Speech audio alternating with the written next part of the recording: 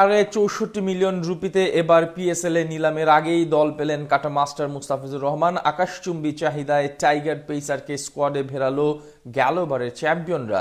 IPL নয়, বিশেষ সম্মানে পিএসএল খেলবেন টাইগার কাটা মাস্টার। পাকিস্তান সুপার লিগে মুস্তাফিজুর রহমানের দল পাওয়া নিয়ে বাকিটা জানবো রিপোর্ট।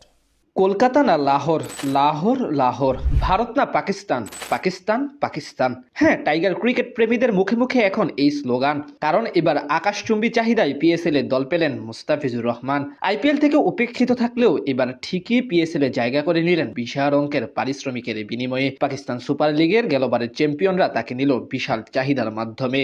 বর্তমানে সংক্ষিপ্ত ফরম্যাটে ক্রিকেট দুনিয়ার অন্যতম সেরা ক্রিকেটার মুস্তাফিজুর রহমান, বিশেষ করে বল হাতে যেভাবে দিনকে দিন পারফরমেন্স করেছেন তিনি, তার নজর কেড়েছে বিশ্ববাসীর। গেল বছর টি-20 ফরম্যাটে 20 ম্যাচ খেলে 26 উইকেট শিকার করেছেন তিনি। এছাড়া কিছুদিন আগে আইএল টি-20 লিগেও অসাধারণ পারফরমেন্স করে এসেছেন এই বামহাতি পেসার। তারপর থেকেই তার নাম আলোচনা হচ্ছে জোরে সোরে। আগেই গুঞ্জন ছিল এবার পিএসএল এ তাকে নিতে চায় একাধিক ফ্র্যাঞ্চাইজি। এবার দেখা গেল সেই প্রমাণ। নিলামে নাম ওঠার আগেই তাকে নিয়ে রীতিমতো কারাকারি শুরু করে কয়েকটি ফ্র্যাঞ্চাইজি। সেখান থেকে 64.4 মিলিয়ন পাকিস্তানি রুপিতে তাকে দলে নেয় লাহোর কালান্দার্স, যা কিনা বাংলাদেশি মুদ্রায় 2,81,00,000 টাকা। এর আগে 2016 ও 2018 মৌসুমে লাহোর কালান্দার্সের হয়েই খেলেছিলেন মুস্তাফিজ। দীর্ঘ বিরতির পর আবারও পুরনো ঠিকানায় ফিরেছেন তিনি।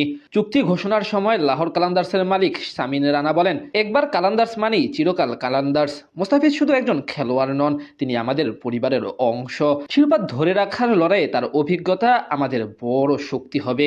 এর আগে লাহোর কালান্দার্স এবারের মৌসুমের জন্য নিজেদের স্কোয়াডে রেখে দিয়েছে অধিনায়ক শাহিন শাহ আফ্রিদি, গুরুত্বপূর্ণ ব্যাটার আব্দুল্লাহ শফিক, অলরাউন্ডার সিকান্দার রাজা এবং প্রতিভাবান তরুণ মোহাম্মদ নাইমকে। এবার তাদের সাথে যুক্ত হলেন মুস্তাফিজুর রহমান। 2026 আইপিএল এ রেকর্ড 12.5 কোটি টাকায় দল পেয়েছিলেন মুস্তাফিজুর রহমান। খেলার কথা ছিল কলকাতা নাইট রাইডার্সে, কিন্তু বিতর্কিতভাবে তাকে আইপিএল থেকে বাদ দিয়ে দেয় বিসিসিআই। এরপর শুরু হয় নানান ধরনের নাটকীয়তা। তখন থেকে শোনা যাচ্ছিল এবার বিশেষ সম্মান দিয়ে তাকে নেওয়া হবে পিএসএল এ। এবার সেটাই প্রমাণ পেল সারজমিনে। বুঝিয়ে দেওয়া হলো বর্তমানে মুস্তাফিজুর রহমানের কদর কতখানি। মাসেক খানিক আগে আইএল টি-20 লিগ মাতিয়ে এসেছেন মুস্তাফিজ। সেখানে মাত্র 8 ম্যাচেই শিকার করেছেন 15 উইকেট, ছিল একটি হ্যাটট্রিক। এছাড়া সদ্য শেষ হওয়া বিপিএলও অসাধারণ পারফরমেন্স করেছেন এই বাহাতি পেসার। সব মিলে 64.4 মিলিয়ন রুপি তার জন্য যে পারফেক্ট, সেটা বোঝা যায় তার পারফরমেন্সেই।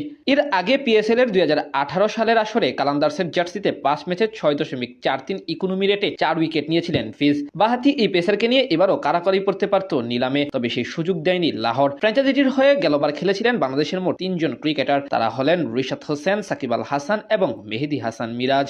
পিএসএল এ এবারই প্রথম দেখা যাবে নিলাম পদ্ধতি। আগের 10 বার ড্রাফট পদ্ধতি দেখে